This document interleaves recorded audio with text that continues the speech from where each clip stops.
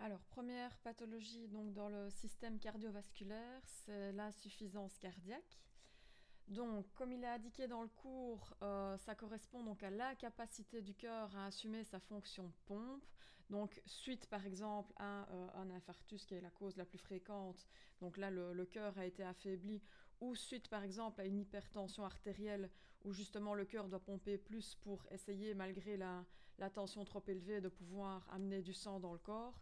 Ben, donc, suite à ces deux causes-là, par exemple, le cœur se fatigue et ne sait plus donc assumer sa fonction, c'est-à-dire assumer le fait de pouvoir envoyer suffisamment de sang au niveau de tous les organes.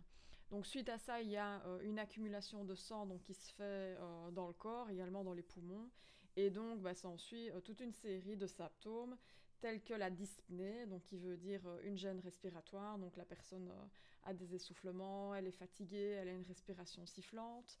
Il y a une prise de poids rapide, donc avec gonflement au niveau des chevilles, des jambes, parce qu'il y a une accumulation donc, de liquide qui se fait.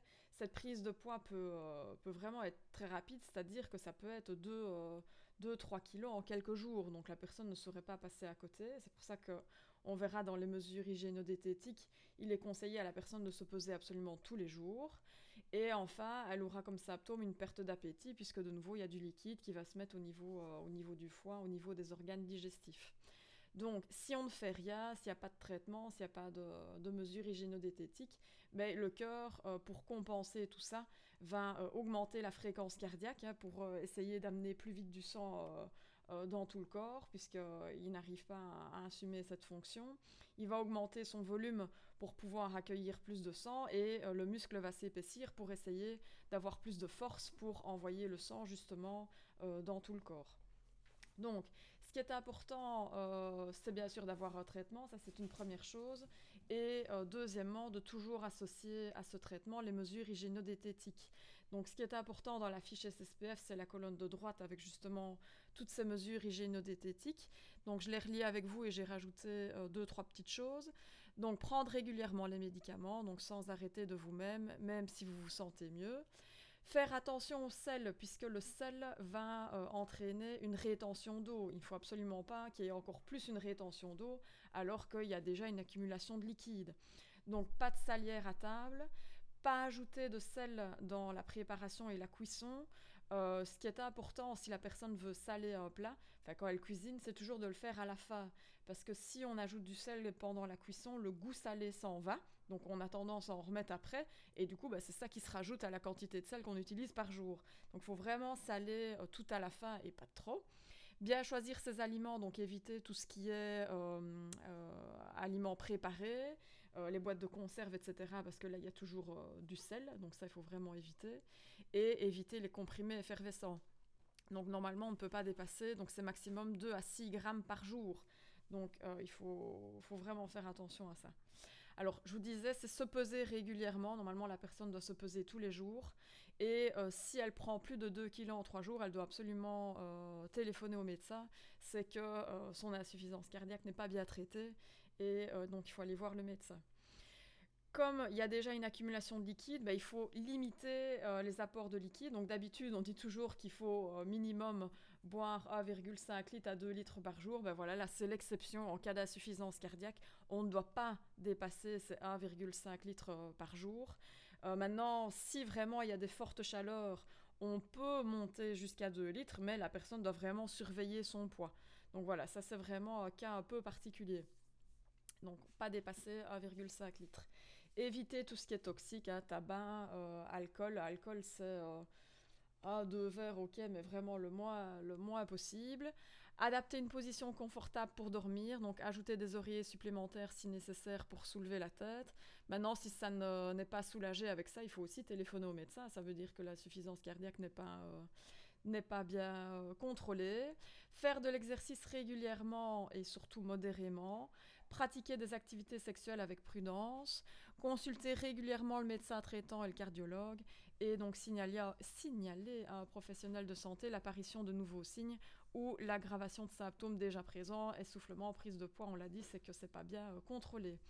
En officine, aux personnes à insuffisance cardiaque, il faut aussi éviter de leur délivrer des INS et tout ce qui est décongestionnant. Donc les AINS, en fait, ils peuvent augmenter la rétention d'eau, donc c'est pour ça qu'il faut essayer d'éviter d'en donner, donc privilégier le paracétamol. Et les décongestionnants, ben, c'est tout ce qui est tout ce qu'on utilise pour le rhume. Ça peut être le Sinutap en comprimé, mais même tout ce qui est spray décongestionnant, Otrivine, Nésivine, etc. Il ne faudrait pas en abuser parce que au niveau sanguin, ça peut provoquer une hypertension. Donc hypertension dit que le cœur va devoir encore pomper plus fort parce que il n'arrive pas à envoyer le sang au niveau des organes dû à l'augmentation de la pression artérielle. Donc évitez ces médicaments-là chez les personnes souffrant d'insuffisance cardiaque. Donc, à côté des mesures hygiéno-diététiques, il y aura bien sûr un traitement. Alors, le plus souvent, c'est une association de 3 médicaments. Donc, ça va être un diurétique qu'on va donner justement pour éliminer le liquide en excès. À ça, on va ajouter un IECA ou un sartan qui, en fait, sont des médicaments pour diminuer la tension artérielle. On les verra un peu plus tard. C'est l'un ou l'autre, hein, parce que sinon, il y aura un problème au niveau de l'accumulation de potassium. Donc, c'est toujours l'un ou l'autre. Et enfin, souvent, après, on y ajoute un bêta-bloquant. De nouveau, c'est un médicament qui vient diminuer la tension artérielle et qui agit aussi au niveau du rythme cardiaque. Donc ça, c'est le traitement le plus fréquent. À côté de ça, parfois, on voit les dérivés nitrés, mais qui sont également utilisés pour l'angine de poitrine. Donc ça, je les verrai en détail dans l'angine de poitrine. Le dernier, Evabradine, pareil, c'est aussi un médicament qu'on utilise dans l'angine de poitrine, donc je le vois après. Et il y a une catégorie de médicaments un peu particulière, donc qui est utilisée juste pour l'insuffisance cardiaque, c'est les glycosides digitaliques. Donc ceux-là sont encore utilisés, mais le problème c'est qu'ils sont assez toxiques, c'est pour ça qu'ils sont dans l'armoire poison, rangés en émer. Ils ont donc un indice thérapeutique très faible. Donc ça veut dire que la dose efficace est très proche de la dose toxique. Donc il faut vraiment faire attention à ces médicaments-là, de bien prendre la dose prescrite par le médecin, de ne pas en prendre de trop, et faire aussi attention aux interactions en officine. Qu'est-ce que je veux dire par là ? Dans le logiciel de votre officine, en fonction des médicaments que la personne prend, l'ordi va vous prévenir qu'il y a une interaction, par exemple, avec un nouveau médicament qu'un médecin aurait prescrit. Et donc, du coup, il ne faut pas, parce qu'il y a moyen de ne pas regarder cette interaction qui est écrite à l'écran, de faire escape. Donc là, il est temps de ne pas faire escape et de bien lire et de prévenir le pharmacien, voire le médecin, qu'il y a une interaction, parce que ça pourrait soit diminuer la concentration du médicament, et donc du coup, le traitement de l'insuffisance cardiaque est insuffisant, ou au contraire, augmenter la concentration du médicament, et donc là, c'est catastrophe, puisqu'on peut être dans la dose toxique. Donc en cas d'effets secondaires qui apparaissent, c'est que très souvent, on est dans la dose toxique, et donc il faut dire à la personne d'aller chez son médecin. Donc il y a deux noms de spécialité, donc l'anitop avec le P1-méthyldigoxine, un petit moyen mémotechnique, méthyldigoxine T, donc c'est le lanitop, et digoxine, c'est l'anoxa, avec deux dosages différents. Ça aussi, les boîtes, vous le voyez, se ressemblent comme deux gouttes d'eau. On n'a pas forcément les deux boîtes dans le tiroir en officine, ça dépend si on a des personnes qui sont sous ces traitements-là. Info, si jamais sur une ordonnance, le médecin ne met pas de posologie, ne met pas de dosage, donc il met juste une boîte de l'anoxa, on est censé normalement mettre le dosage le plus bas.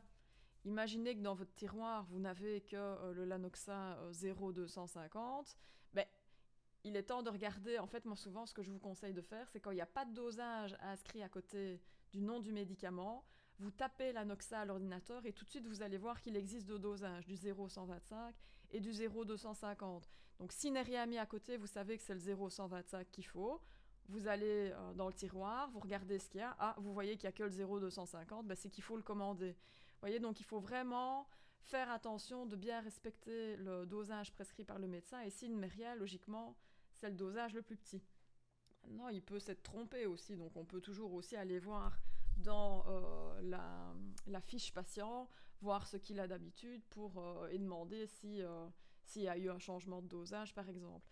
Donc vraiment, avec ces médicaments-là, faites attention, n'allez pas trop vite et demandez conseil, ou faites-vous vérifier en tout cas par le pharmacien, toujours au début, de toute façon, ici maintenant que vous êtes en stage, pour être sûr que vous avez bien pris la bonne boîte et le bon dosage. Donc voilà pour la suffisance cardiaque.